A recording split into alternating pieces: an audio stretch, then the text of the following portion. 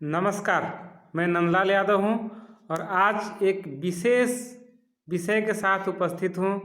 विषय है हमारा संसार का सबसे बेहतर कृषि पद्धति, बागवानी के साथ मिश्रित कृषि पद्धति।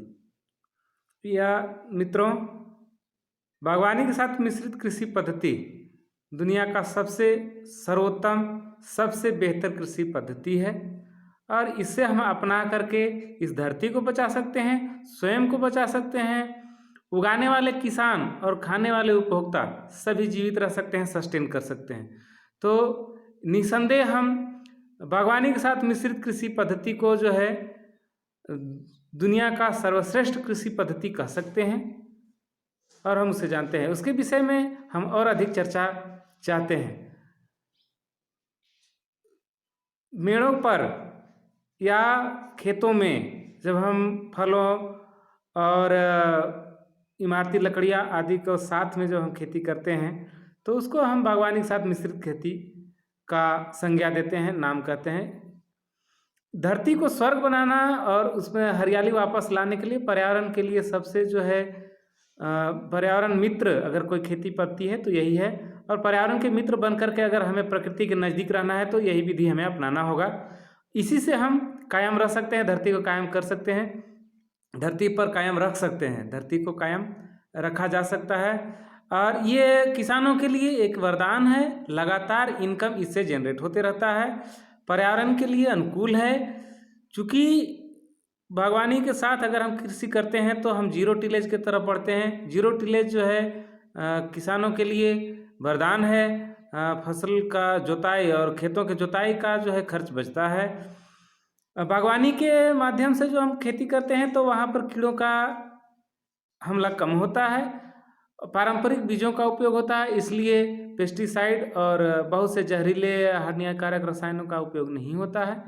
तो इसलिए हमें बीमारियों का भी न शरीर पर बीमारियां आती हैं न फसलों फलों पर बीमारियां आती हैं। कम खर्च का है और साथ में जो बाढ़, अनावृष्टि, अतिवृष्टि जो है इससे इसको हम रोक सकते हैं। तेज़ हवा के झोंकों को रोक सकते हैं, अतिवृष्टि को जो है हम रोक सकते हैं, अनावृष्टि को रोक सकते हैं। कम पानी में भी हम खेती को कर सकते हैं। उगाने वाले और खाने वाले दोनों के लिए अनुकूल है। इस पद्धति से हम केला, आम, अमरूद, नींबू, लीची, सहजन इत्यादि विभिन्न तरह के फसल जो हमारे स्थानीय आसपास उपलब्ध हैं हम उसे लगा सकते हैं। उसके नीचे हम फसल ले सकते हैं। तो हमें इसमें बहुत से जो है सहजीवी हैं, इसका हमें ध्यान रखना पड़ता है कि सहजीवी फसलों को लगाएं और एक दूसरे से आदान प्रदान करें।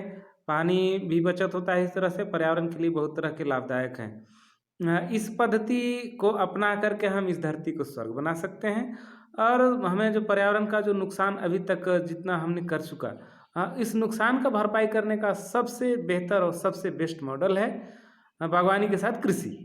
बड़े फार्म वगैरह हमारे हैं तो भी हम फार्म के किनारे पेड़ पौधे लगा करके और हम फसल ले सकते हैं और हम मुख्य फसल के साथ हम पेड़ों से भी फसल ले सकते हैं, फल ले सकते हैं। फलों का भी होगा उत्पादन और फसलों का भी उत्पादन होगा और ये हमें मार्केट में हमेशा उपस्थिति के लिए भी ये हमारा बहुत आवश्यक पहुंच बनी रहेगी और ये आवश्यक भी है। हम इसके माध्यम से लगातार मार्केट के संपर्क में रहेंगे किसान भाई और मार्केट को हमेशा आवश्यकता की चीज़ें उपलब्ध कराते रहेंगे। सब्जी, फल, फसल और साथ में पशुपालन के माध्यम से जो दूध इत्यादि है उसको हम आपूर्ति करते रहेंगे। ये आने वाले समय का एक सबसे बेहतर मॉडल है। यही मॉडल जो है सस्टेन कर सकता है, यही हमें आने वाले समय के लिए एक उपयोगी मॉडल है, उपयोगी पद्धति है। तो किसान भाइयों से अनुरोध है कि इस विषय में जानकारी इकट्ठा करें और बागवानी के साथ कृषि को बढ़ावा दें, धरती को स्वर्ग बनाएं, उगाने वाले और खाने वाले सभी को रोग मुक्त करें और सबको यहाँ सस्टेन करें, धरती को स्वर्ग बनाने में सहयोग करें। इसमें हम जीरो टिलेज की तरफ भी बढ़ सकते हैं और इस माध्यम से कम खर्च में हम ज़्यादा उत्पादन ले सकते हैं।